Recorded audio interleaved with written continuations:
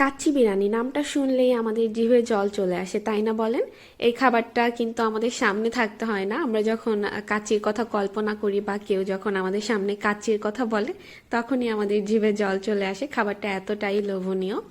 তো চলেন আজকে একসাথে কাচ্চি বানাই। কাচ্চি বানানোর জন্য আমি এখানে নিয়ে নিছি হচ্ছে 2 কাপ পরিমাণে আর 1.5 বাসমতি কেজি চাল। পরিমাণে গরুর মাংস নিছি। আপনি এখানে যে কোনো ধরনের মাংস নিতে পারেন, গরু, খাসি, মুরগি, আপনার ইচ্ছা। তো মাংসটা ম্যারিনেশনের জন্য আমি দিয়ে দিলাম হচ্ছে পেঁয়াজ কুচি। আমি আমার হাতের 1 খাবলা পরিমাণে নিয়ে নিছি খাবলা দিয়ে। ভেজে রাখা বেরেস্তা দিয়ে দিলাম আমি আমার হাতের 2 মুঠ পরিমাণে। এরপরে দিয়ে দিলাম 2 চা চামচ গুঁড়া দুধ, 2 চা চামচ বাদাম বাটা, তার উপরে দিলাম টক দই 4 চা চামচ।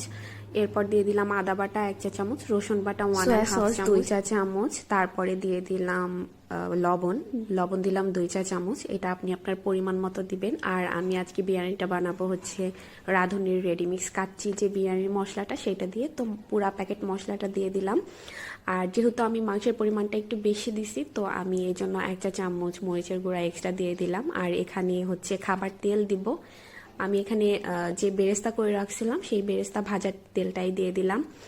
আর এরপরে দিয়ে দিলাম 1.5 চামচ। এখন আমি মাংসগুলোকে সুন্দর করে মিক্স করে নিব সব মশলার সাথে, যেন একদম ভালো মতো মিক্স হয়ে যায়। আর মাংসগুলোকে দেখেন আমি একটু বড় বড় করেই রাখছি, কারণ নর্মালি কাচ্চির মধ্যে মাংসের পিসগুলো একটু বড় বড়ই থাকে।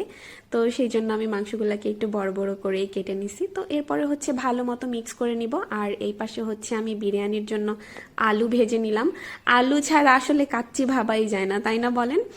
তো কাচ্চি ঠিক আছে, আমি হচ্ছে মাংসগুলাকে একটু 50%-এর মতো প্রেসার কুকারে দিয়ে একটু কুক করে নিব, কারণ আমি কোনো ধরনের পেঁপে বাটা ইউজ করি নাই। পেঁপে বাটা ইউজ না করলে কিন্তু চালের সাথে মাংস জীবনেও হবে না, মাংসটা কাঁচা থেকে যাবে।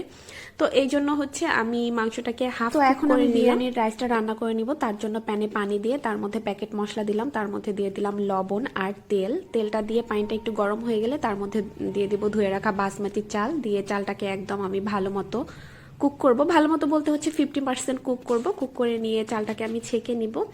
এরপরে আমি দিয়ে দিলাম সেই যে হাফ কুক করে রাখা গরুর মাংস, ওইটা। তারপরে তার উপরে দিয়ে দিচ্ছি হচ্ছে আমি এখন লেয়ার করার জন্য আলু।